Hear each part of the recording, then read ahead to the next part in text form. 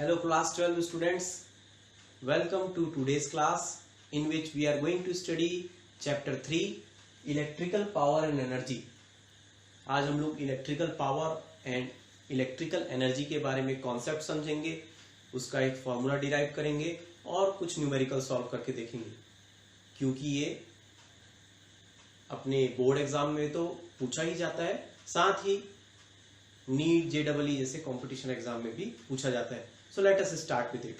First of all we already know that what is electrical power and electrical energy. We have studied a little bit about it in class 10th। तो चलो आज उसी को फिर से recall करते हैं। मान लीजिए ये एक वायर है, एक बैटरी कनेक्टेड है,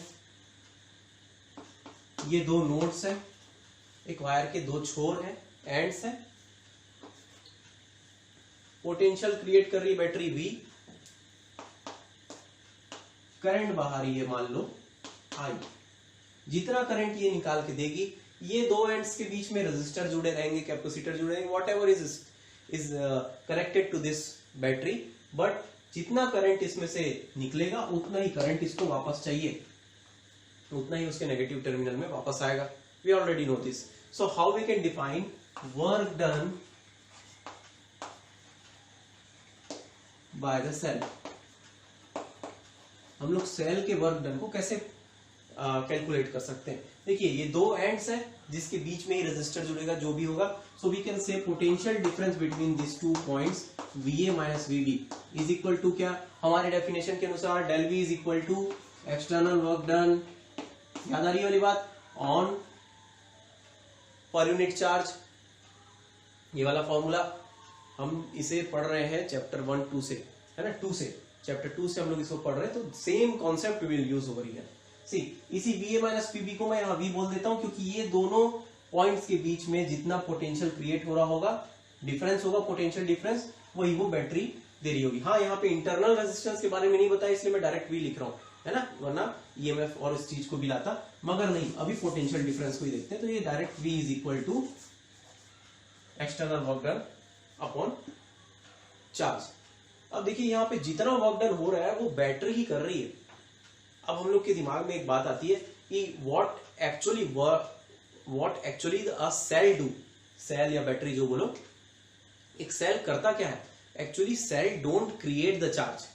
ये बात हमने पहले भी की थी कि cell don't create a charge, it supplies energy to the charge. वो क्या करता है, चार्ज जो रहते हैं उनको कंटिन्यू फ्लो होने में मदद करता है, कंटिन्यू फ्लो कराना है उसे, और उसके लिए उसको एनर्जी देता है। वो क्या करता है, चार्ज को एनर्जी देता है और फ्लो होने के लिए आगे बढ़ाता है। हाँ, ये जो चार्ज, अब यहाँ पे तो करंट है बोलोगे, है ना, तो actually what is current, Q charge is there, है ना, क्यू चार्ज को टी टाइम में फ्लो करा रहा है, तो वो बन गया करंट, इजंट इट। तो यहाँ पे इसीलिए ये जो क्यू चार्ज है उसको, उसके ऊपर ये सेल वर्क कर रहा है। और ये एक्सटर्नल वर्क डन यहां इस केस के लिए क्या हो जाएगा, इस केस के लिए क्या हो जाएगा, अच्छा इसको ऐसे लिखकर मैं लिख देता हूं। Actually this will be the external work done means work done by the cell on the charge, work done by the cell on the charge. Why, it is supplying the energy to the charge. ये क्या कर रहा है, cell charge को supply कर रहा है energy, ये ले एनर्जी, और वो एनर्जी को पाके फ्लो हो रहा है उस सर्किट में। अब आगे बढ़ते हैं। तो ये हो गया, यहां से अपने को क्या मिलेगा, work done by the cell. तो यहां से बोल सकता हूं work done by the cell is equal to V into Q, ये मिल जाएगा मुझे, है ना। यहां पे मुझे एक काम की चीज मिली, work done by the cell मिल गया, मगर मुझे जाना कहां है, इलेक्ट्रिकल पावर में जाना है। अभी इलेक्ट्रिकल पावर जानना है। अब मुझे already we know that actually work done by the cell V into Q is also going to be equal to energy supplied by the cell. Work done by the cell यानी कि energy supplied by the cell, तो energy supplied by the cell हो जाएगा work done by the cell, which means V into Q. अब ये energy supplied by the cell मैंने क्यों calculate किया, because I want to calculate electrical power and we already know, हम लोग ये जानते हैं 10 से, हम लोग क्या जानते हैं, हम लोग ये जानते हैं कि important चीज, but electrical power is defined as, या फिर simply power is defined as energy per unit time, energy per unit time, या आप इस तरीके बोल दो कि work done per unit time, work done per unit time what is power, actually work done per unit time, और work done per unit time को मैं energy supplied per unit time भी बोल सकता हूं। तो पावर को यहां क्या बोलूंगा, energy supplied per unit time. यहां के लिए क्या हो जाएगा, V into Q upon T. अब यहां पे ध्यान देते हैं Q अपॉन टी क्या होता है, Q अपॉन टी होता है करंट। तो मैं यहां पे लिख सकता हूं कि P is equal to V into I. E की वैल्यू V इंटू क्यू रख दिया और वहां पर T Q अपॉन टी बन गया V इंटू आई। यानी कि पावर इलेक्ट्रिकल पावर हम डिफाइन कर सकते हैं potential created by the cell, potential created by the cell into current flowing through the circuit. अब समझते हैं पावर को यूनिट क्या लिखेंगे हम, तो पावर की ऐसा यूनिट लिखेंगे हम वॉट। कहीं आपको इसे जूल पर सेकेंड भी दिखे, जूल पर सेकेंड, तो भी वो सही है, बट ऐसा यूनिट होती है वॉट। ओके, कैसे जूल पर सेकेंड सही होगा, क्योंकि एनर्जी की यूनिट क्या हुई जूल और सेकेंड हुआ, तो जूल पर सेकेंड भी हमारे लिए ये सही होगा, बट ऐसा unit is watt. Okay, so now we will move to, ये तो हुई सेल की बात, power generated by the cell. अगर यही करंट जैसे करंट जा रहा, ये मान लो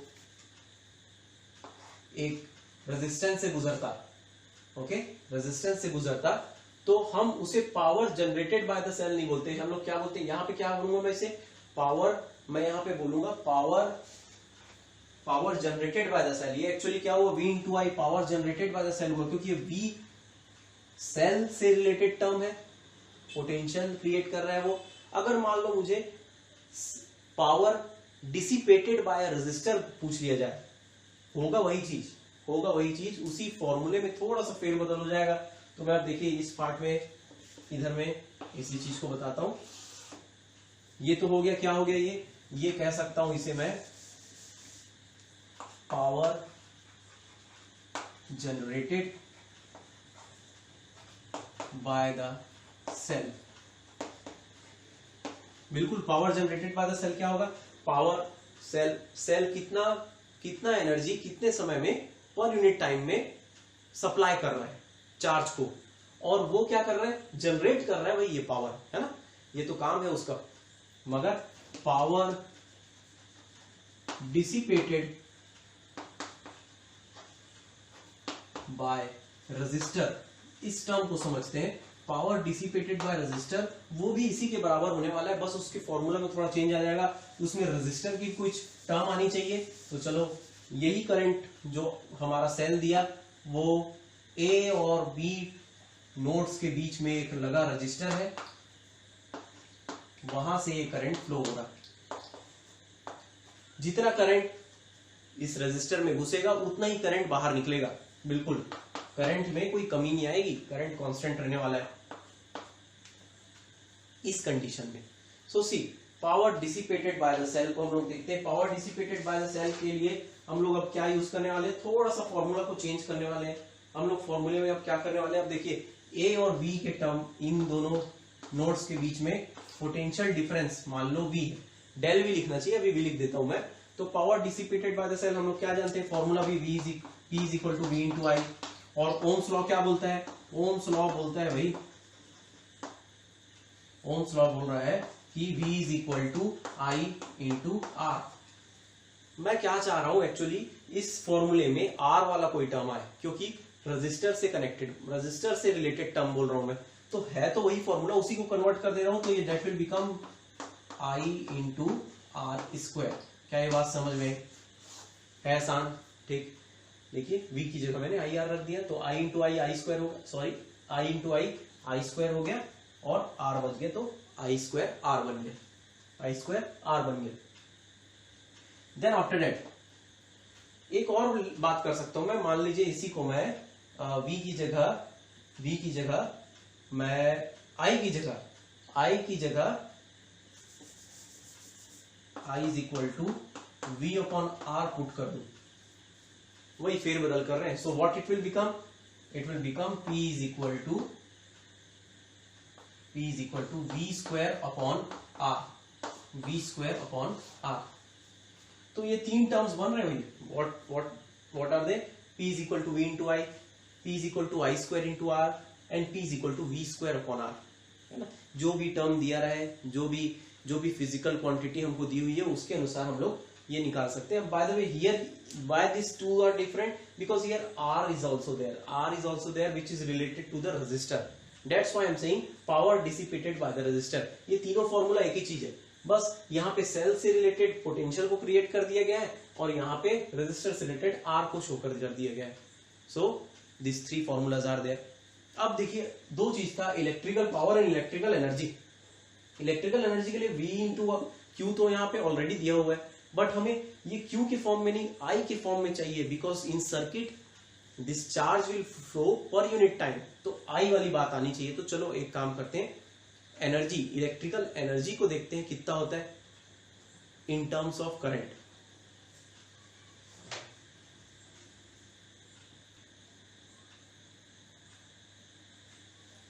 So now let us move to the next topic which is related with that only, electrical energy. So we already know, अभी हम लोग क्या जानते हैं कि power is equal to energy upon time. What was power? The rate of doing work. और क्या बोल सकते हैं, the rate of energy supplied या एनर्जी डिसिपेटेड, दोनों प्रकार से। So P is equal to E upon T, यहाँ हमारे काम की चीज जिसमें से E की वैल्यू हमको मालूम थी, बट ये तो कांस्टेंट टर्म के लिए है ना, कांस्टेंट रहे तब के लिए। अगर कुछ चीज कांस्टेंट नहीं है तो एनर्जी जो हो रहा है वो ऊपर नीचे हो रहा है, तो वहां पर मैं एक नया फॉर्मूला यूज कर लूंगा, डी बाई डी टी। क्या कर सकता हूं, हाँ भाई थोड़ी सी एनर्जी लिया और थोड़ा सा टाइम के लिए, तो वो कांस्टेंट मान सकता हूं, इसीलिए formula d by d t हर जगह के लिए सही रहेगा, अगर कांस्टेंट है तो भी और वेरिएबल है तो भी। क्या चीज, एनर्जी, वर्क डन थोड़ा कम ज्यादा हो रहा है, कभी ज्यादा है कभी कम है। सो ऐसे वाले में हम लोग डी बाई डी टी ले सकता हूं फॉर्मूला, तो मैं इसी के थ्रू करता हूं, दोनों टर्म के लिए हम लोग सेफ रहेंगे, क्या वेरिएबल रहे चाहे कांस्टेंट रहे। तो चलो इस फॉर्मूले को मैं लिख लेता हूं D by D T. Okay, इसी को और कुछ ऐसा बना सकता हूं क्या मैं, D is equal to P D T बोल सकता हूं, D is equal to P D T. हाँ इधर ले आया, कर सकता हूं भाई, मैथ्स में इतना हो सकता है। ठीक, now see I want to calculate the total energy. तो अब क्या करना चाहिए, अगर ऐसा कभी हो जब कोई चीज वेरिएबल ना हो और हमें थोड़ा सा छोटा सा एक टर्म ले लिए और पूरे का टोटल कैलकुलेट करना चाहते हैं, वो वेरिएबल चेंज हो रहा है फिर भी, तो वहां पे हम लोग क्या यूज करते हैं, एक बहुत ही प्यारा सा मैथमेटिकल टूल, इंटीग्रेशन यूज करते हैं। कैसे करेंगे इंटीग्रेशन, इसका 0 से लेके E तक का टोटल हो जाएगा एनर्जी, और यहां पे होगा P dt। देखो जो चीज से इंटीग्रेट कर रहे हैं ना उसी का यहाँ पे लिमिट लगाते हैं, तो 0 से लेके शुरू से लेके आखिरी तक कितनी एनर्जी हुई, और यहाँ पे dt है, टाइम है, तो कहां से कहां तक, शुरू से लेकर t टाइम तक, जो भी हो 5 सेकंड 10 सेकंड जो भी हो, तो 0 से लेकर t तक यहां लगा देता हूं मैं। नाउ सी P का फॉर्मूला हमारे पास है, अभी कौन सा यूज करें भाई, P का फॉर्मूला V इंटू आई भी यूज कर सकता हूं, यहाँ पे आई स्क्वायर इंटू आर यूज कर सकता हूं, V स्क्वायर अपॉन आर भी यूज कर सकता हूं। Now see here the only thing which could change is, देखो पावर यहाँ पे किस चीज पे डिपेंड कर रहा है, देखो V I और R पे डिपेंड कर रहा, V I और R पे डिपेंड कर रहा, और ये V I और R समय के हिसाब से कौन सी चीज चेंज हो सकती है। देखो यहाँ पे R जो है वो तो कांस्टेंट है एक मेटल के लिए, एक कंडक्टर के लिए, V तो है वो जो सेल क्रिएट कर रहा है, तो वो भी कांस्टेंट मान लो, मगर ये चीज से अब चेंज हो सकता है, धीरे धीरे समय के अनुसार चेंज होगा, मगर ये I जो है वो हो सकता है कभी चेंज हो और ना हो। इस चैप्टर के लिए, करंट इलेक्ट्रिसिटी के लिए हमने तो उसको मान के रखा है कि वो कांस्टेंट है, मगर चलिए देखते हैं ऐसा कुछ हो तो क्या होगा। तो ये हो गया, इंटीग्रेट करेंगे तो E बनेगा, वो कहां से कहां तक, 0 से लेके E तक, तो E माइनस 0 क्या बन जाएगा, E ही बन जाएगा। अरे DE को इंटीग्रेट करते हैं तो E मिलता है, कोई भी इंटीग्रेशन ऑफ dx करो तो आपको क्या मिलेगा, x मिल जाएगा। क्यों, क्योंकि वो x टू द पावर 0 था, है ना, x टू द पावर 0 था मतलब 1 था, कुछ नहीं था मतलब 1 था, तो x टू दी पावर 0 था। तो हमारा फॉर्मूला क्या है, x to the power n dx का है x to the power n plus 1 upon n plus 1। याद आ रही वाली बात, 11वीं की बात है, बड़ा प्यारा सा साल। तो ये x to the power n plus 1 upon n plus 1। अब देखिए यहाँ पे x टू दी पावर 0 को क्या लिखूंगा, 0 0, तो x to the power 1 upon 1 यानी कि x। तो वैसे ही e लगा दो उस x की जगह, तो e मिलेगा, ठीक, e माइनस 0 हो गया, ठीक। Now see let's see this, so now this will become, power का हम लोग फॉर्मूला लगा देते हैं 0 टू t और i square into r into D T. So now what we will get? We will get E is equal to, जो constant है वो बाहर आ जाएगा, ठीक है। कांस्टेंट है तो क्या क्या चीज कांस्टेंट है, R कांस्टेंट है। अच्छा यहाँ के लिए अभी जो हम लोग पढ़ रहे हैं उसके लिए I भी कांस्टेंट है ना। हम लोग देखेंगे डीसी करंट, एसी करंट, इसके बारे में देखेंगे, डायरेक्ट करंट और अल्टरनेटिंग करंट। तो अल्टरनेटिंग करंट की ना I यानी करंट की वैल्यू कम ज्यादा होती रहती है, कांस्टेंट नहीं रहती। तो यही वाला चीज हम लोग वहां पे यूज कर सकते हैं। ये I को हम लोग कांस्टेंट अभी के लिए रखेंगे, डायरेक्ट करंट के लिए रखेंगे। देखेंगे अल्टरनेटिंग करंट और डायरेक्ट करंट को आप लोग बहुत अच्छे से पढ़ने वाले हैं आगे में। इन केस अभी मैं पहले से एक थोड़ा सा उसका क्या बोलते हैं, थोड़ा सा आपको फ्यूचर के बारे में बता देता हूं कि ये I की वैल्यू अभी के लिए कांस्टेंट है, इसलिए मैं बाहर ले जाऊंगा। इन केस अगर नहीं रहेगी, एक क्वेश्चन करेंगे हम लोग, तो ये अंदर रह जाएगा और वो इंटीग्रेट होगा साथ में। अभी के लिए मैं दिखा देता हूं I square into R 0 to t d t. फिर वही बात, कुछ नहीं है, डी टी के सामने यानी 1 है, तो ये क्या बन जाएगा, E is equal to I square into R into T, मगर कहां से कहां तक, 0 से लेकर t तक, यानी कि E इज इक्वल टू मिलेगा हमें I square into R into t minus 0, upper limit minus lower limit, t minus 0 क्या t ही आएगा, तो इसको मैं लिख देता हूं t। यानी कि अब एनर्जी हमको मिल गया, energy supplied by the cell, कुछ बोल लो, या इलेक्ट्रिकल एनर्जी का simple formula is equal to I square R T, ठीक, आई स्क्वायर आर टी। ऐसा आपने देखा था, हीट एनर्जी सप्लाइड या heat produced in a resistor, ये बात आपने 10th में पढ़ी थी, तो ये भी आता था, H E is equal to लेते थे I square R T. Yes, ये वही है, गॉट इट। एनर्जी का यूनिट क्या होगा, ऐसा यूनिट एनर्जी का जूल्स, ठीक, एनर्जी की यूनिट हो जाएगी जूल, जिसमें से आई किसमें है, आई किसमें है, एम्पियर में है, आर ओम में है, रेजिस्टेंस ओम में और टाइम सेकंड में। अच्छा, इसी में देखो ये आई स्क्वायर आर, इसको मिटा दिया जाए, इसको यहां लिख देता हूं जूल्स। अब इसी में देखो थोड़ा सा आगे बढ़ते हैं, ओम्स लॉ लगा के मैं इसमें और थोड़ा सा चेंज कर लेता हूं। मान लो पोटेंशियल दिया हुआ है, रेजिस्टेंस दिया हुआ है, तो क्या होगा फॉर्मूला, तो कुछ चेंज करते हैं। मान लो देखो V इज इक्वल टू क्या होता है, यहां पे देखो ओम्स लॉ के अनुसार V is equal to I into R, ठीक, तो यही formula V is equal to I into R. या फिर इसको मैं कुछ चेंज करूं तो हम लोग क्या क्या तरीके से चेंज कर सकते हैं। मैं ऐसा करता हूं, I को पूरे तरीके से यहां से हटा देता हूं, तो I इज इक्वल टू क्या होता है ओम्स लॉ के बारे में, V अपॉन आर, तो ये बन जाएगा E इज इक्वल टू, यही बन जाएगा, और E is equal to V upon R का स्क्वायर, तो V square into R into T.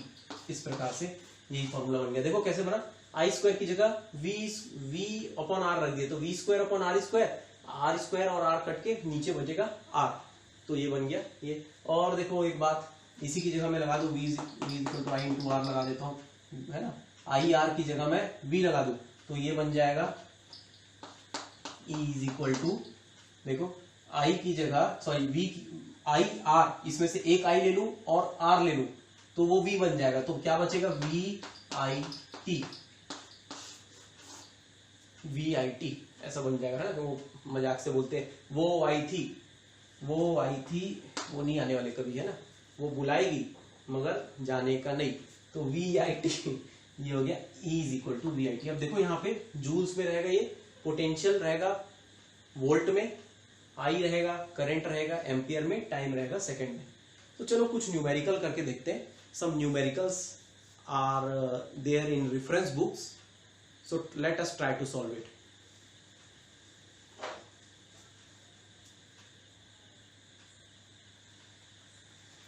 So here is one numerical regarding related to energy. देखो पूछ रहा है find energy spent in 3 ohm resistor in 3 second. यानी यहां पूछ रहा है कि रजिस्टर क्या करता है, एनर्जी को डिसिपेट करता है, बर्बाद करता है ना, बर्बाद करता है या फिर उसको हमारे लायक यूज करने लायक बनाता है. बल्ब है, बल्ब क्या होगा, रजिस्टर है एक्चुअली, एक प्रकार का रेजिस्टेंस क्रिएट करता है वो, और उसके कारण से लाइट इमिट करता है. हीटर है, वो हीट क्रिएट करता है. सेल क्या करता है, सेल एनर्जी को सप्लाई करता है. यहां पे कितना स्पेंड हो रहा है एनर्जी 3 ओम के रेजिस्टर में 3 सेकंड में. ये सर्किट डायग्राम 3 ओम का रेजिस्टर है ये, ठीक है. तो हम लोग क्या करते हैं, सबसे पहले एक प्लान बनाते हैं, एक स्ट्रेटजी बनाते हैं कि हो क्या रहा है, उसके पहले लिख लेते हैं.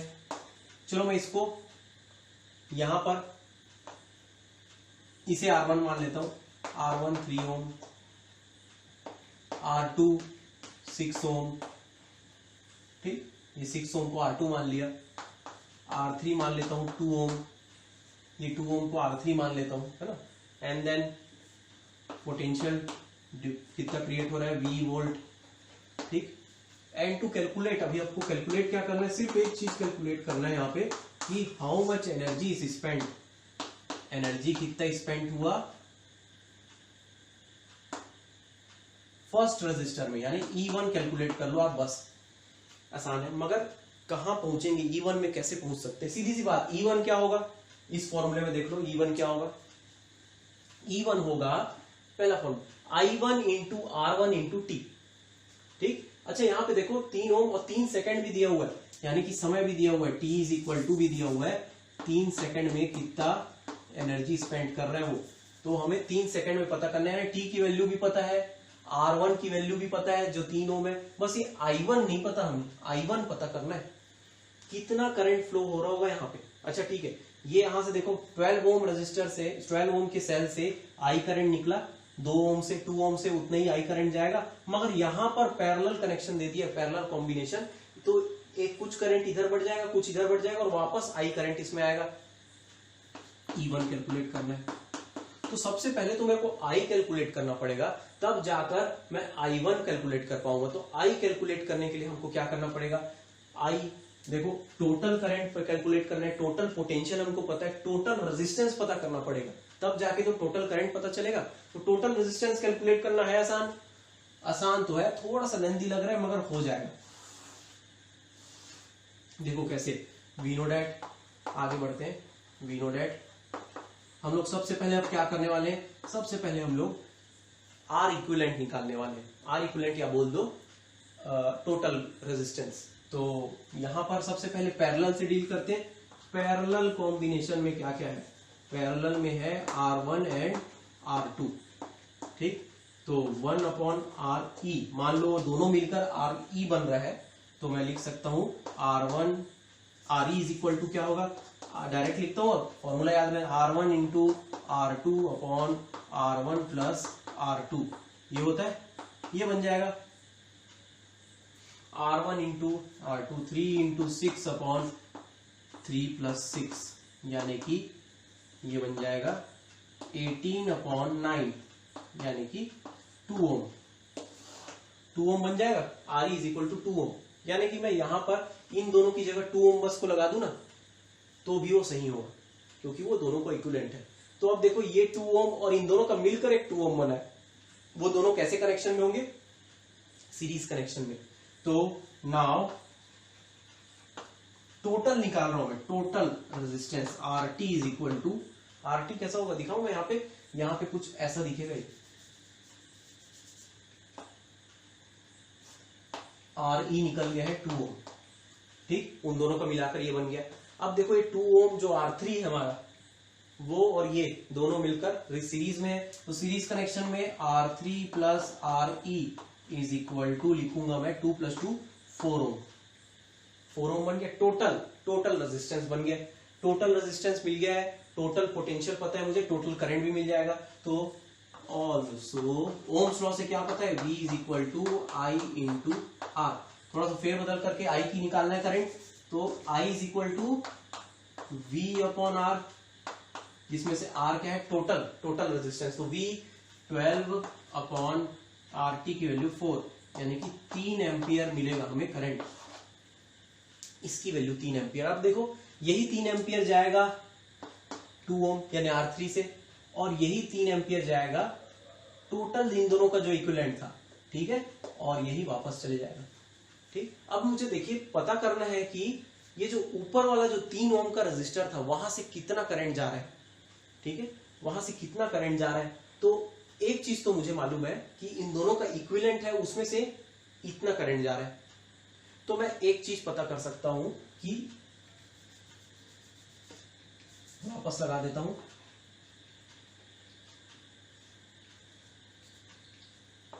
यहां से टोटल करंट देखो, ये 3 ओम का था और ये 6 ओम का, यहां पे वाला करंट पता करना है।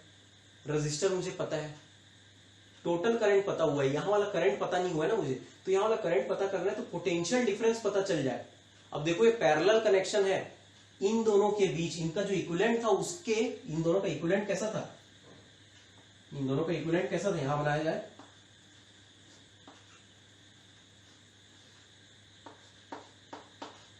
ऐसा था। ये कितने का था, 2 ओम का है, और ये मिला था हमको 2 ओम। ठीक, तो इसके अक्रॉस पोटेंशियल 12 वोल्ट नहीं होगा भाई, ये तो सीरीज में है ना, तो इसके अक्रॉस पोटेंशियल 2 ओम के रेजिस्टर के अक्रॉस जो इक्विवेलेंट था इन दोनों का, उसके अक्रॉस पोटेंशियल पता चल जाए तो करंट भी पता चल जाएगा, मुझे करंट पता चल जाएगा, क्योंकि यहां पर जितना पोटेंशियल इसके लिए होगा उतना ही यहां इसके लिए भी होगा। तो मैं ऐसा करता हूं, यहां पे पोटेंशियल पता कर लेता हूं। तो चलो पोटेंशियल पता करने के लिए मैं क्या करता हूं, मैं एक काम करता हूं, आई पता चल गया मुझे, सो यहां लिख सकता हूं मैं VE, है ना, यानी कि इसको मैंने E माना था ना, RE माना है ना इनको, ये 2 ओम को RE माना है, तो VE is equal to IE into RE। ठीक, ओम्स लॉ इसके लिए, तो VE की value is equal to IE की वैल्यू क्या थी, ऑफ कोर्स उतना ही करंट फ्लो हो रहा है, यानी 3 एम्पियर, 3 इंटू 2, यानी कि VE is equal to 6 volt. इसका मतलब ये है कि, इसका मतलब ये है इस पॉइंट और इस पॉइंट के अक्रॉस कितना पोटेंशियल क्रिएट हो रहा है, 6 वोल्ट का।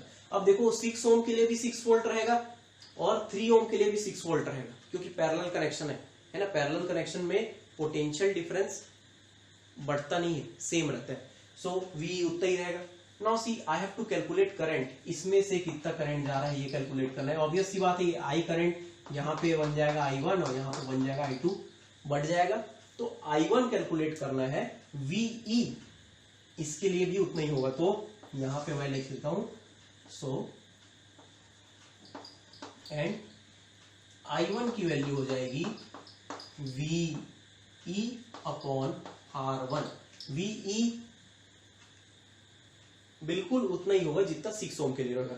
तो लेट्स सी I1 की वैल्यू कितनी आती है, I1 इज इक्वल टू आ रही है यहाँ पे 6 अपॉन 3, यानी कि 2 एम्पियर, 2 एम्पियर आ रही है यहाँ पे, 2 एम्पियर मिलेगी हमें। ठीक है, 2 एम्पियर मिली। अब हम लोग आगे बढ़ सकते हैं, आगे बढ़कर हम लोग निकालते हैं। देखो I1 पता चल गया, R1 पता चल गया, R1 पहले से पता था actually, so we will calculate it to be, energy निकालते हैं हम। नाउ E1 यानी कितना एनर्जी फ्लो हो रहा है पहले रेजिस्टर से, E1 इज इक्वल टू हो जाएगा I1 का square into R1 into T। अब सब चीज पता चल जाएगा। I1 है 2 का स्क्वायर इंटू रेजिस्टेंस है 3 ओम का, और टाइम था 3 सेकेंड, देखो 3 second, so it will become E1 is equal to 4 into 3 into 3, तो E1 इज इक्वल टू कितना आएगा, देखो ये 3 3 9 4 36। अच्छा एक मिनट, करंट की वैल्यू कितनी आ रही, I स्क्वायर इंटू आर, ये आ जाएगा हमारा 12, 3 3 9, 9 4 36, 9 4 36 क्या, जूल्स। 36 जूल्स, ये हमारा आंसर होगा 36 joule. our answer will be 36 joule. ठीक, so this was one numerical. now let us do one more numerical। एक देखेंगे वो जो हम लोग इंटीग्रेशन वाला कॉन्सेप्ट किए थे उससे रिलेटेड एक छोटा सा न्यूमेरिकल देख लेते हैं, so that it will be more clear to you।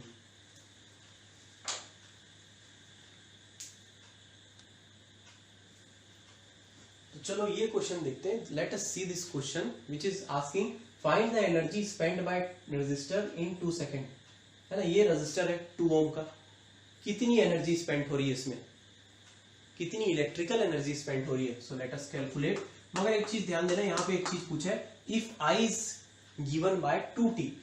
अब देखो ये i is equal to 2t देने का कारण क्या है, यहाँ पे बच्चे क्या गलती करते हैं, 2 सेकेंड में i की वैल्यू निकाल बैठते हैं, यानी t की वैल्यू को यहाँ पर 2 रख देते हैं और 2 into 2 i is equal to 4 ampere रखते हैं और पूरा गड़बड़ हो जाता है, पूरा गलत हो जाता है।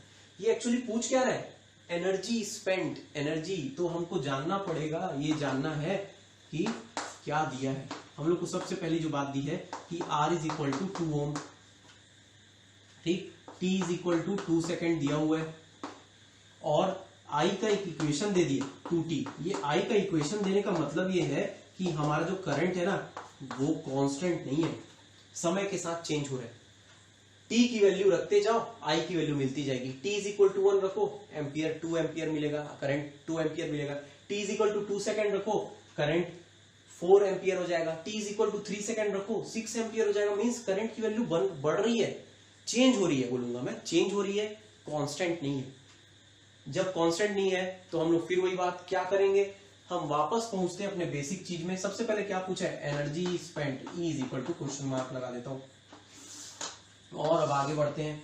वी नो डैट, वही पुरानी बात, integration.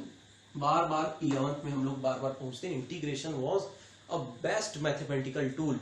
Integration, differentiation and vector, ये 3 चीजें थी जो बेसिक है, बेसिक ऑफ फिजिक्स। अगर ये समझ में आ गया है आपको तो again and again you will be creating interest in physics. और ये नहीं आया है तो फिर आप लोग बार बार इसमें एक प्रकार का मोनोटोनस फील करेंगे, बार बार आप लोग देखेंगे कि there is something which is missing in understanding.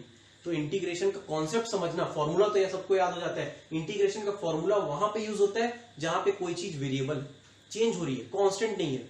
तो ऐसे में हम लोग क्या करते हैं, एक छोटी सी चीज को कैलकुलेट कर देते हैं और पूरे को इकट्ठा कर देते हैं। एक्चुअली इंटीग्रेशन का मतलब ही था इकट्ठा करना। हम बड़ी सी चीज को छोटे छोटे एलिमेंट्स में तोड़ देते हैं और सारे छोटे छोटे एलिमेंट्स को इकट्ठा कर देते हैं। इंटीग्रेशन यही काम करता है। तो चलो इंटीग्रेशन, एनर्जी निकालना था, E इज इक्वल टू क्या था, 0 से लेके t तक I² into R into dt। याद आई बात, छोटे से समय के लिए ये करंट छोटा सा होगा, ये करंट छोटे से समय के लिए छोटा सा एनर्जी होगा। तो पूरे को इंटीग्रेट कर देता हूं तो करंट को उस समय के लिए कांस्टेंट मान सकता हूं। इंटीग्रेट करूंगा, एक साथ इकट्ठा कर लूंगा तो वो कैलकुलेट हो जाएगा। इंटीग्रेशन का काम यही है। So let us do that thing. E is equal to 0 से लेकर t की वैल्यू क्या है, 2 सेकेंड बोल रखा है, 0 से लेकर 2 सेकेंड तक। तो 0 से 2 तक लेता हूं मैं।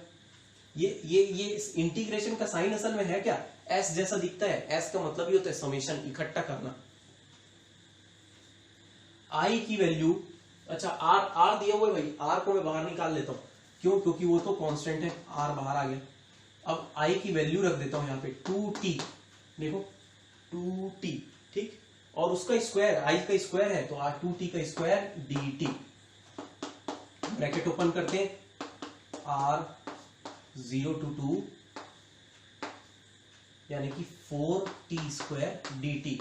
अच्छा एक और चीज, ये 4 भी बाहर आ जाएगा, कांस्टेंट है। E is equal to 4R 0 to 2 t² dt। ठीक, अब इंटीग्रेशन का फॉर्मूला लगाते हैं। इंटीग्रेशन का फॉर्मूला क्या था, x to the power n का इंटीग्रेशन dx क्या होगा, x to the power n+1 upon n+1। तो ये मिलेगा हमें E is equal to 4R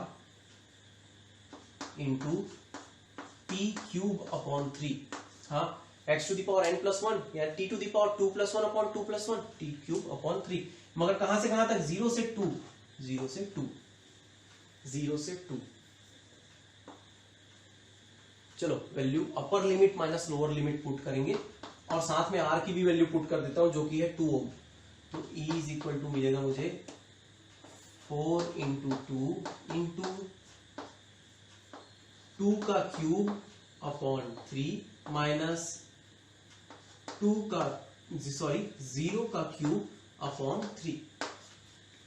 low upper limit 2 रख दिए, लोअर लिमिट 0 रख दिए, है ना। So that will become, erase करते हैं इसे, आगे कैलकुलेट करेंगे तो हमें मिलेगा E की वैल्यू मिल जाएगी। अब हमें E is equal to energy dissipated is equal to 8 into, अब देखो ये 0 अपॉन 0 का क्यूब 0, 0 अपॉन 3 0 हो गया, बचा क्या 8, देखो 2 into 2 into 2 8 upon 3 which will become E is equal to 64 upon 3 joules. Decimal में ला लेना, कोई बात नहीं, this will be the answer. है आसान।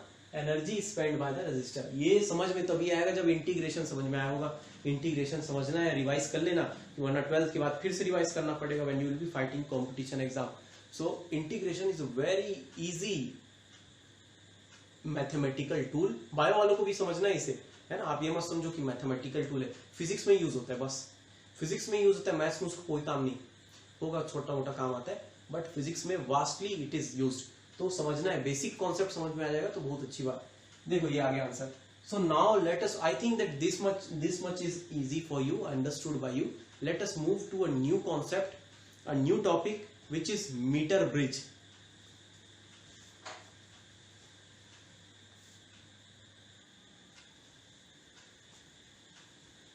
So now let us start a new topic, very interesting topic, meter bridge। जब metre bridge हम सुनते हैं तो थोड़ा सा कुछ याद आ रहा है, एक ब्रिज और पढ़ चुके हम लोग, व्हीटस्टोन ब्रिज, बिल्कुल उसी से रिलेटेड ही है, ये उसी पे बेस्ड है actually. Meter bridge is what actually, ये एक, it is an instrument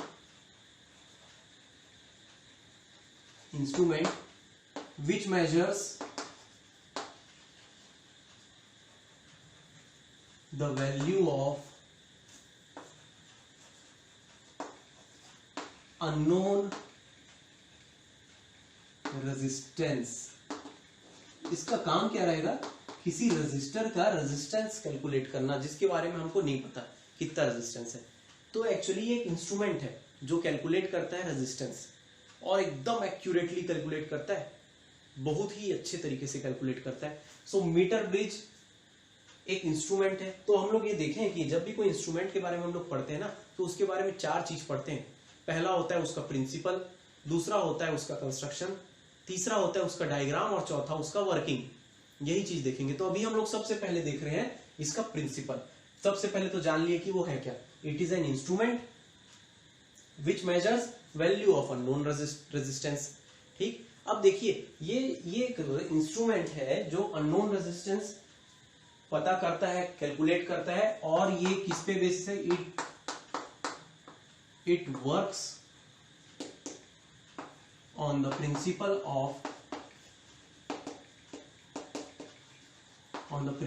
of Wheatstone bridge.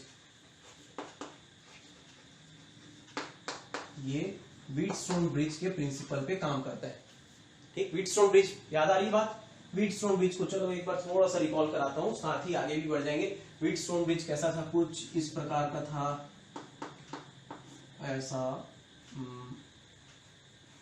यूं, एक और रेजिस्टेंस, ये पतंग जैसा था कुछ। याद आ रही वाली बात, रिवाइज करते रहे। ऐसा कुछ था, और बीच यहां नाम दे R1, R2, R3 और R4, 4 रजिस्टर इस प्रकार से थे, और बीच में एक रजिस्टर और था R5। ठीक, और खास बात ये थी बैलेंस्ड व्हीटस्टोन ब्रिज की, खास बात ये थी कि बीच वाले करंट से, मान लो यहां पे हम बैटरी कनेक्ट करते हैं यूं, तो करंट कुछ ऐसा फ्लो होता कि, अच्छा ये बीच में हमने सी और डी नाम दे दो, चलो वहां एक्स और वाई दिए थे मेरे ख्याल से, सी और डी के बीच में जो रजिस्टर है वहां से करंट फ्लो नहीं होता, करंट फ्लो नहीं होता। इसका मतलब ये था कि इसको मैं हटा भी सकता था। याद आ रही है वाली बात? Do you remember that thing Wheatstone अभी अभी किए थे हमने। So actually here we are not going to keep a resistor here, है ना। हम क्या करने वाले हैं, एक्चुअली हम लोग ये R5 की जगह में एक गैल्वेनोमीटर रखेंगे। ये गैल्वेनोमीटर का काम ही रहेगा करंट को डिटेक्ट करना, करंट को डिटेक्ट करना। Galvanometer, what is galvanometer? Actually it is an instrument which detects flow of current, which detects the presence of current. तो अगर यहां पर C और D के बीच में हमको करंट की वैल्यू जीरो मिले मतलब करंट फ्लो नहीं हो रहा, तब ये कहलाएगा एक बैलेंस्ड व्हीटस्टोन ब्रिज। और बैलेंस्ड व्हीटस्टोन ब्रिज में क्या होता था, इसमें करंट फ्लो नहीं होता था, C और D के बीच में करंट फ्लो नहीं होगा, मतलब जो पोटेंशियल VC में है वही पोटेंशियल VD में है।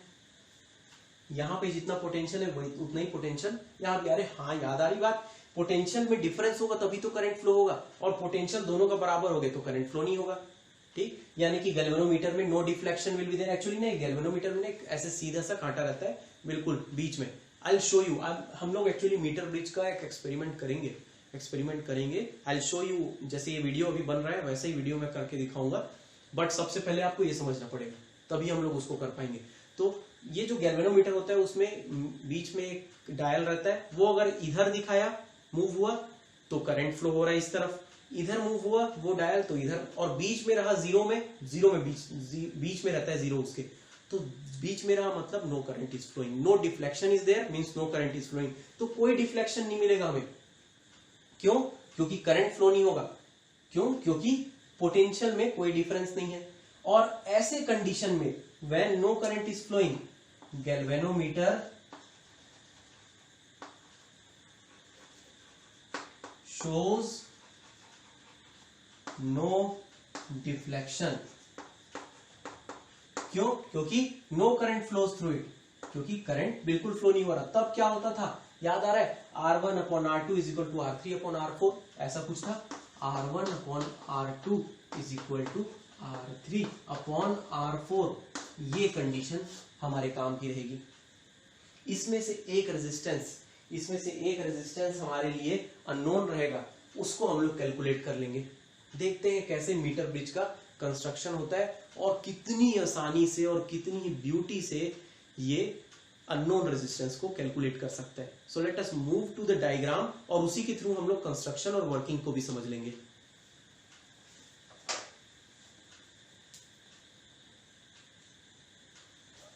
So now let us move to the diagram of meter bridge। Meter bridge के डायग्राम में पहुंचते हैं, उसी के थ्रू हम लोग उसका कंस्ट्रक्शन भी समझेंगे। तो सबसे पहले तो ये समझते हैं कि यहां पे ए बी, ये पॉइंट ए है और ये पॉइंट बी है, इसके बीच में एक वायर रहती है। ठीक, अब ये समझ जाते हैं कि ये वायर होती है ए बी, एक वायर है। अच्छा, ये कैसी वायर है? ये अलॉय है वायर, अलॉय से बनी हुई वायर है। अलॉय क्या होता है, याद आ रहा है? अलॉय के बारे में पढ़े थे। ठीक है, स्पेशल अलॉयज होते हैं, जो कौन सा अलॉय है वो भी बताना चाहता हूं मैं। ये मैंगनीज और या फिर कॉन्स्टेंटन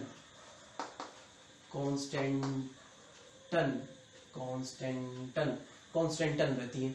ये कॉन्स्टेंटन और मैग्नीज जो दो अलॉय है ना, इनकी खास बात ये रहती है कि टेम्परेचर के साथ में इनका रेजिस्टेंस ज्यादा फर्क नहीं पड़ता। इनका रेजिस्टेंस जो रहता है ना, टेम्परेचर के साथ में, टेम्परेचर के बढ़ने या घटने से इसके में ज्यादा फर्क नहीं पड़ता, रेजिस्टेंस पे ज्यादा फर्क नहीं पड़ता। और स्पेशली हम लोग यही वाला लेते हैं यहां पर वायर। ठीक, यहां पे हमने वही वायर लिया है जो कॉन्स्टेंटन या मैंगनीज का बना हुआ है। अच्छा, अब आगे बढ़ते हैं। देखिए यहां पर ये जो एल सेक्शन है और ये जो है, ये असल में मेटल कॉपर के बने हुए प्लेट्स हैं। क्या है ये बता देता हूं, ये कॉपर प्लेट्स हैं। क्या है ये? Copper plates. ये है ये कॉपर प्लेट्स हैं।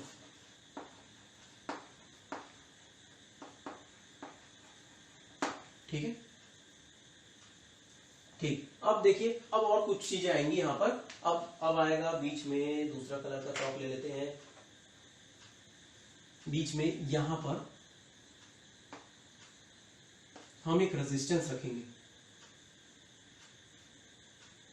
R, ठीक। ये R रेजिस्टेंस हमारे लिए अननोन है, तो मैं लिख देता हूं अननोन। इसी की तो वैल्यू पता करनी है हमें, अननोन पता नहीं हमें और पता करना है इसे, ठीक। यहां पर भी एक रेजिस्टेंस रहेगा,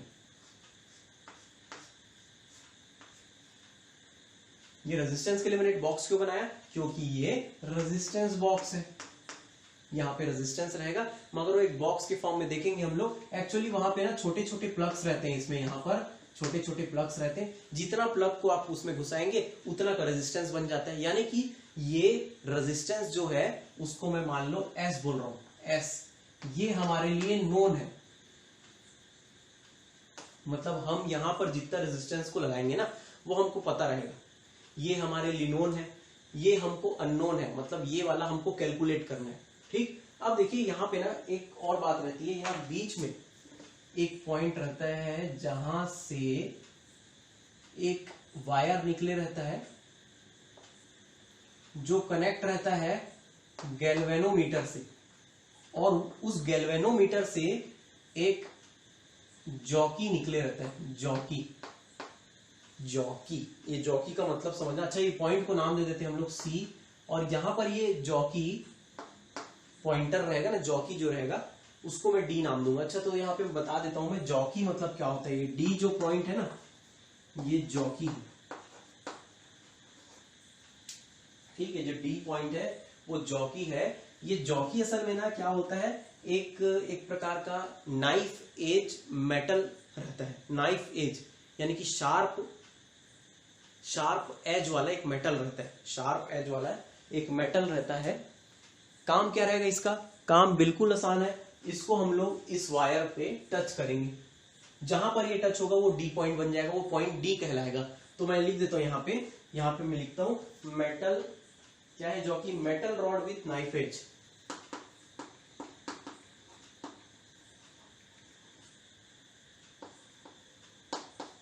विथ नाइफ एज। अरे कहीं टच कर रहे हैं उसको, उसी पॉइंट पे टच होना है, तो उसके लिए उसके शार्प रहना चाहिए एज को, हाँ, इसीलिए उसको शार्प एज बोले। और मेटल का होता है भाई, क्योंकि करंट फ्लो देखना है हमको, काम तो यही है। अब देखो एक चीज यहाँ पे बच गई है, यहां पर ये जो है ये स्केल है, ठीक है। ये स्केल जो है वो होता है 1 मीटर का, 1 मीटर का या 100 सेंटीमीटर का। अरे बहुत ऑब्वियस सी बात है, that it is called meter bridge. 1 meter का एक स्केल होगा, 1 मीटर का एक स्केल होगा, और उस स्केल में हम लोग कुछ कैलकुलेट करने वाले हैं, कितना दूर में वो क्या हो रहा है, कुछ मेजरमेंट लेंगे हम लोग लेंथ का, ठीक। मगर उसके पहले यहां पर A और B के बीच में हम लोग यहां पे एक बैटरी कनेक्ट कर लेते हैं।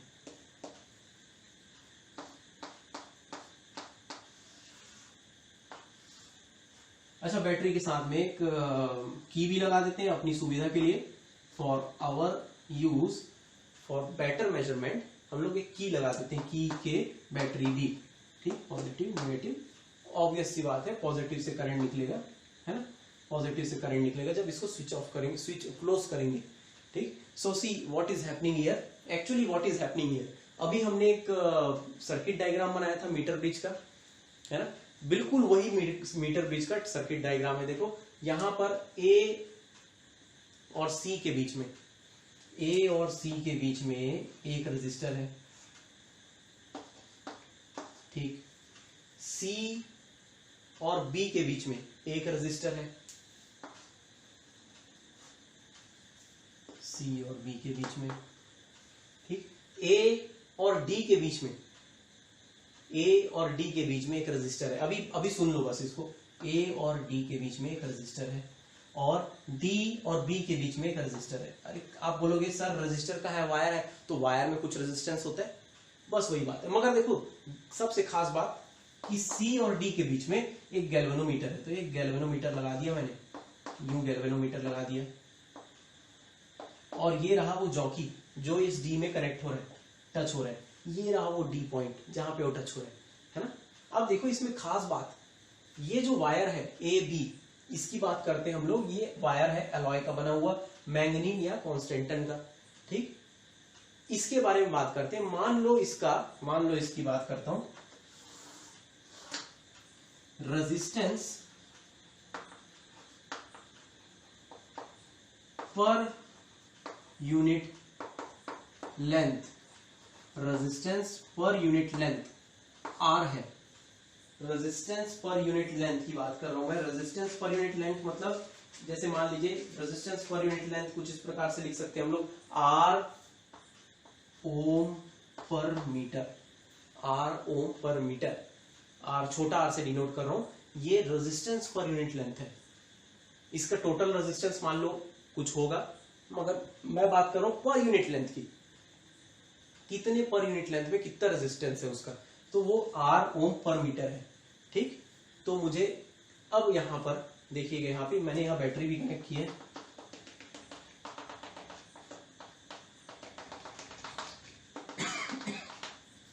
कुछ इस प्रकार से, ठीक। अब देखो यहां पे ए सी हमारा क्या रेजिस्टेंस है, आर है, जिसको हमको कैलकुलेट करना है। सी और बी के बीच में एस रेजिस्टेंस है, जो हमें नोन है, पहले से पता है, क्योंकि हम लोग रेजिस्टेंस बॉक्स लगा के रखे है ना। उसमें जितना रेजिस्टेंस का हम लोग वैल्यू डालेंगे 10 ओम, तो 10 ओम हमको पहले से पता रहेगा। सी नाउ अबाउट दिस ए और डी के बीच में, ए और डी के बीच में मान लो मैं R A D, R capital R small A D रखता हूं, तो आर ए डी का मतलब होगा ये ए से लेके डी के बीच में कितना रेजिस्टेंस है। मुझे मालूम है कि रेजिस्टेंस पर यूनिट लेंथ इस पूरे वायर का, resistance per unit length R small r ohm upon meter है। मुझे आर ए डी कैसे पता चलेगा? अरे इतने में मैं जितना इसका डिस्टेंस है उसको मल्टीप्लाई कर दूंगा। मान लो मैंने यहां जॉकी लगाया है ना, मान लो मैं वर्किंग में बताऊंगा असल में कैसे चेक करते हैं। मान लो यहां जॉकी लगाया और नो डिफ्लेक्शन मिल रहा है मुझे, यहाँ पे नो डिफ्लेक्शन मिल रहा है, कोई डिफ्लेक्शन नहीं मिल रहा है गैल्वेनोमीटर में, और वो दूरी एल है, वो दूरी एल है मान लो ए पॉइंट से, पॉइंट ए से एल है, तो ए से लेके डी तक का रेजिस्टेंस कितना हुआ? R A D. वो कितना होगा? आर ए डी क्या होगा? आर ए डी होगा, क्योंकि मुझे मालूम है ओम per unit length, R ohm per unit length, resistance per unit length कितना है? आर, और इनटू उसका लेंथ। तो ओम per unit length into metre में उसका लेंथ क्या हो जाएगा? आर ओम हो जाएगा, और मुझे रेजिस्टेंस पता चल जाएगा। मतलब यहां आर ए से लेके डी तक का रेजिस्टेंस मुझे कैलकुलेट हो सकता है। बाय द वे अभी देखेंगे फॉर्मूला कैसे बनेगा, उसको कैलकुलेट करने की जरूरत भी नहीं पड़ेगी, है ना, क्योंकि ये बैलेंस्ड व्हीटस्टोन ब्रिज है। सो सी आर ए डी हमको पता चल जाएगा, पता करने की जरूरत नहीं पड़ेगी, मगर पता कर सकते हैं। वैसे ही ये वाला डी और बी के बीच का, तो मैं इसको आर डी बी बोल सकता हूं। वो भी वैसे ही पता चल सकता है मुझे इन वे कि कैसे पता चल सकता है। आर पता है मुझे, लेंथ कितना होगा? अब देखो ये पूरा मिलाकर 100 सेंटीमीटर है, पूरा मिलाकर 100 सेंटीमीटर है, ये एल हुआ, तो इतना क्या हुआ? 100 माइनस एल हुआ। अरे सेंटीमीटर में 100 centimeter is equal to 1 meter. कहां लिखा हूं मैंने? ये देखो, तो 100 माइनस एल ले सकता हूं मैं। इसको एल ले लिया तो इसको 100 माइनस एल लूंगा, क्योंकि ये टोटल कितना है? 1 मीटर है या 100 सेंटीमीटर है। सो आर डीबी भी निकाल सकता हूं मैं, आर डीबी, जो कि होगा R into 100 minus L, L, ठीक। तो देखो 4 रेजिस्टेंस हो गए, जिसमें से हमारे पास ये नोन है पहले से, ये हमें पता चल सकता है, ये भी पता चल सकता है, और ये हमें पता करना है, ठीक है। मगर देखना इसको कैलकुलेट करने की जरूरत भी नहीं पड़ेगी, हम कुछ ऐसा सेट करेंगे कुछ इस चीजों को, इन चीजों को। अच्छा, तो ये हुआ कंस्ट्रक्शन को एक बार रिव्यू करते हैं। देखो इसमें मीटर ब्रिज में ऑफ कोर्स एक मीटर का एक स्केल होता है, उसी के ऊपर में एक वायर होगा जो अलॉय से बना होगा, मैग्नीन या कॉन्स्टेंटन। क्यों? क्योंकि इसका टेम्परेचर के साथ रेजिस्टेंस चेंज नहीं होना चाहिए, ठीक है। तो फिर उसके बाद फिर क्या करते हैं, हम कॉपर की कुछ प्लेट्स लगाते हैं और उसमें से कुछ ऐसा अरेंजमेंट करते हैं कि एक जगह नॉन रेजिस्टेंस रहे, एक जगह नॉन रेजिस्टेंस रहे, ये रेजिस्टेंस बॉक्स है। फिर हम लोग एक पॉइंट सी लेते हैं उस मेटल प्लेट से, और उसमें से गैल्वेनोमीटर लगा के इस वायर में जॉकी के थ्रू कनेक्ट करते हैं, ठीक। कनेक्ट करने का तरीका भी हम लोग वर्किंग में देखेंगे और कैसे इसको हम लोग कैलकुलेट करेंगे कि ये डिफ्लेक्शन ना मिले, इसको भी हम लोग वर्किंग में देखेंगे। ठीक, और जानने वाली बात क्या थी, हाँ हम बैटरी को लगाते हैं की के थ्रू, करंट फ्लो करवाएंगे हम लोग इसमें जब जरूरत पड़ेगी तो, और हम लोग रेजिस्टेंस इसका मान लेते हैं पर यूनिट लेंथ आर है, आर ओम मीटर। ठीक, तो ये व्हीटस्टोन ब्रिज जैसा हमको दिख रहा है, बैलेंस्ड व्हीटस्टोन ब्रिज जैसा दिख रहा है, बस गैल्वेनोमीटर यहाँ बीच में लगा हुआ है और उसका काम क्या रहेगा उसको हम लोग समझते हैं वर्किंग में।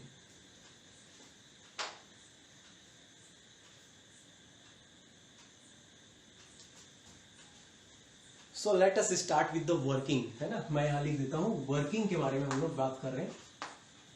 कंस्ट्रक्शन भी हो गया, पार्ट्स के बारे में जान गए, कैसे अरेंज किए वो भी समझ गए, प्रिंसिपल भी समझ गए, डायग्राम भी देख डाले। So now let us move to working. Working में सबसे पहले आपको क्या करना है, बैटरी को कनेक्ट कर देना है इस सेट से। सो बैटरी कनेक्ट करने के लिए मैंने स्विच को क्लोज कर दिया, अब करंट फ्लो होने लग गया है, I current. Okay, now when current is starting to flow from here, what I am going to do, I am going to look for a null point। मैं सबसे पहले क्या कैलकुलेट, सबसे पहले क्या किया, स्विच ऑन द की या फिर क्लोज द सर्किट। तो सबसे पहले क्लोज किया, करंट फ्लो होने लगा, अब करंट फ्लो हुआ और मैं नल पॉइंट सर्च करूंगा। ये नल पॉइंट क्या होता है इसके बारे में हम लोग जानेंगे और कैसे कैलकुलेट करेंगे ये भी जानते हैं। Null point is a point and this A B wire में एक ऐसा पॉइंट जहां पर गैल्वेनोमीटर अपनी रीडिंग 0 दिखाए, मतलब no deflection, no current should flow from galvanometer, no current should flow from CD. ठीक, तो यानी कि no current should flow from CD, यानी null point is a point at which no current flows from CD. Null point is actually what, null point is a point on wire A B where galvanometer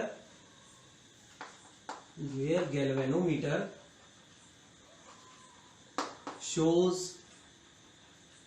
no deflection। Null point एक ऐसा point है जहां ए B wire में, जहां पे galvanometer कोई deflection नहीं show करेगा। अब इसको देखो कैसे कैलकुलेट भी करना है। हम सबसे पहले जॉकी को इधर रखेंगे, मान लो डिफ्लेक्शन कुछ ऐसा मिलता है, मान लो इन केस डिफ्लेक्शन कुछ ऐसा मिलता है गैल्वेनोमीटर पे, ये एरो जो होगा ऐसा होगा, और फिर उसी जॉकी को धीरे से यहां रखेंगे तो हमें डिफ्लेक्शन कुछ ऐसा मिलेगा। फिर उसके बाद थोड़ा सा इधर रखेंगे, इधर मिल रहा है, थोड़ा सा इधर रखें, इधर मिल रहा है, एक पॉइंट आएगा 40, 50, 60, 70 इसके बीच में, जहां पे एक तरफ डिफ्लेक्शन ऐसा मिलेगा, दूसरी तरफ डिफ्लेक्शन ऐसा मिलेगा, यानी कि नल पॉइंट जो है उन दोनों के बीच में ही है। अगर इधर ही इधर मिल रहा है मतलब फिर इधर जाओ आप वापस, आप क्या करेंगे, डिफ्लेक्शन एक बार इधर और इधर मिल रहा है डिफ्लेक्शन इस डायल का, इस डायल गैल्वेनोमीटर के डायल का, तो आप सोच लीजिए कि उसी के बीच में कहीं पे हमको नल पॉइंट मिलने वाला है, मतलब एक ऐसा पॉइंट जहां पर डिफ्लेक्शन 0 होगा, उसको कैलकुलेट करना है। और याद रखना ये जो जॉकी है ना उसको यूं रगड़ना नहीं है वायर में, है ना। एक बात मैंने बताना भी भूल गया कि ये जो वायर है ना, ये जो वायर है ए बी, ये यूनिफॉर्म क्रॉस सेक्शन का है। क्यों यूनिफॉर्म क्रॉस सेक्शन एरिया का है, क्योंकि इसका रेजिस्टेंस कांस्टेंट होना चाहिए। अगर कांस्टेंट नहीं रहा तो फिर पूरा सेटअप खराब हो जाएगा, है ना। आपका रेजिस्टेंस कांस्टेंट नहीं है, कहीं कहीं कम है कहीं ज्यादा है, तो फिर हम इसको कैलकुलेट नहीं कर पाएंगे। और इसीलिए आपको जॉकी को भी बड़े आराम से उसमें टच करना है। अगर आप उसमें रगड़ेंगे या स्क्रैच करेंगे तो उसका एरिया चेंज हो जाएगा, एरिया चेंज होगा, रेजिस्टेंस चेंज हो जाएगा, रेजिस्टेंस चेंज हो जाएगा, रीडिंग गलत आएगी। तो हम लोग उसको यूं टच करके देखेंगे, इधर करके देखेंगे। So if it is showing deflection is opposite direction means the null point is in between. और नल पॉइंट हमको पता चलेगा जब यहाँ पे डिफ्लेक्शन गैल्वेनोमीटर का बिल्कुल नहीं है। जहां पे हमें वो डिफ्लेक्शन 0 मिला, मतलब नहीं मिला, no deflection is there, at that point हमें पता चल जाएगा कि ये L क्या है और ये 100 माइनस L क्या है। L की रीडिंग मिल जाएगी, 100 माइनस L की भी रीडिंग मिल जाएगी। नल पॉइंट जब हमको पता चला मतलब हमें बैलेंस्ड व्हीटस्टोन ब्रिज मिल गया है। हमें क्या मिल गया, बैलेंस्ड व्हीटस्टोन ब्रिज, मतलब no current is flowing, no current flowing in CD, सीधा बोल सकता हूँ CD, गैल्वेनोमीटर भी बोल सकता हूँ। सो ऐसे कंडीशन में क्या होगा, R1 upon R2 is equal to R3 upon R4। मगर यहाँ R1 और R2 R3 R4 है क्या, ये था R, देखो ये बटे ये अपॉन ये बटे ये, है कि नहीं, यानी R अपॉन RAD, ठीक, और ये बन जाएगा S/RDB। ये होगा कब? जब करंट फ्लो नहीं हो रहा। व्हीटस्टोन में हम लोग समझ लिए थे, व्हीटस्टोन समझ में आया हो तभी आज पढ़ सकते हैं हम लोग, ठीक। तो ये हुई बात। अब देखो ये R और S, इसमें से ये अननोन है, RS की वैल्यू अपने को पता है, रेजिस्टेंस बॉक्स है। अब देखो ये RAD is equal to R into L लिखा था मैंने, यानी कि मैं R upon small r into L is equal to S upon small r into 100 minus L लिख सकता हूं। ये R और ये R कैंसिल हो जाएगा, क्या बचेगा? क्या बचेगा? बहुत फायदे की बात बचेगी। बहुत ही अच्छा सा एक इक्वेशन मिल जा रहा है जिसमें आपको सिर्फ लेंथ पता करना है और आपको रेजिस्टेंस पता चल जाएगा। क्या पता चल जाएगा? R is equal to S, R upon L is equal to S upon 100 minus L। R की वैल्यू पता करनी है आपको, यानी कि R is equal to S into L upon 100 minus L। This is our very beautiful equation to calculate the unknown resistance. ये unknown resistance हमको calculate करना बहुत ही अच्छे प्रिसीजन से कैलकुलेट करने का इक्वेशन है, जिसमें से S की वैल्यू हमें पहले से पता है, R की वैल्यू हमें बहुत अच्छे प्रिसीजन से बहुत ही करेक्ट वैल्यू मिल जाएगी। क्यों? क्योंकि जब भी कोई इंस्ट्रूमेंट नल पॉइंट थ्योरी से काम करता है, नल पॉइंट देखिए एक ऐसा थ्योरी, एक ऐसा कॉन्सेप्ट जिसमें कोई डिफ्लेक्शन ना हो, कोई करंट फ्लो ना हो, है ना, जीरो करंट फ्लो, ऐसे वाला कोई जब कॉन्सेप्ट में काम करता है ना कोई भी इंस्ट्रूमेंट, तो वो बहुत ही करेक्ट वैल्यू निकालता है। और यही यहाँ पे हो रहा है, यहाँ पर बहुत ही करेक्ट रेजिस्टेंस की वैल्यू निकलेगी ओम में, क्योंकि रेजिस्टेंस यूनिट ओम हुआ। तो दिस इज अवर इक्वेशन। क्या ये बात समझ में आई? वर्किंग में क्या क्या देखे हमने? वर्किंग में देखे कि सबसे पहले तो हम लोग स्विच ऑन करेंगे की को, करंट फ्लो होगा। उसके बाद जॉकी से हम लोग ये अरेंजमेंट में जॉकी से चेक करेंगे कि कहाँ पे नल पॉइंट मिल रहा है। नल पॉइंट वो पॉइंट है जहां पे इसमें डिफ्लेक्शन नहीं मिलेगा गैल्वेनोमीटर में। हम लोग इसको चेक करने का तरीका भी देखे, एक तरफ देखेंगे, दूसरी तरफ डिफ्लेक्शन, दूसरी तरफ में दूसरी तरफ डिफ्लेक्शन, बीच में कहीं पे जीरो डिफ्लेक्शन मिलने का, उसको हम लोग पास में लाते जाएंगे। उसको एक बार इधर, एक बार इधर आ रहा है, एक बार इधर, एक बार इधर, यहाँ पे आएगा उसका नल पॉइंट। नल पॉइंट जहां मिला वहां पे आपका ये इक्वेशन में पुट कर दो, एल की वैल्यू निकाल लो, 100 माइनस एल भी पता चल जाएगा, आर की वैल्यू पता चल जाएगी, क्योंकि एस हमारे पास पहले से नोन रहेगा। 10 ओम है, 2 ओम है, 3 ओम है, whatever. Understood? Late us do a numerical, और ये बहुत आसानी से आपको समझ में आ जाएगा।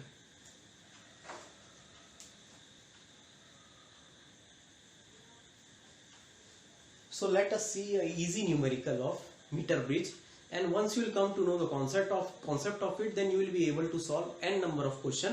Many questions are given in reference book also. एक क्वेश्चन लेते हैं NCERT एक्सरसाइज का। ये क्वेश्चन वर्ड्स में दिया हुआ है, डायग्राम के थ्रू समझ लेते हैं, लिखना छूट जाएगा। देखो एक मीटर ब्रिज दिया हुआ है, मीटर ब्रिज में रेजिस्टेंस बॉक्स में 12.5 ओम का रेजिस्टेंस दिया हुआ है, जो हमें पहले से पता है। सो गिवन में आ गया पहली बात कि S की वैल्यू हो गई 12.5 ओम।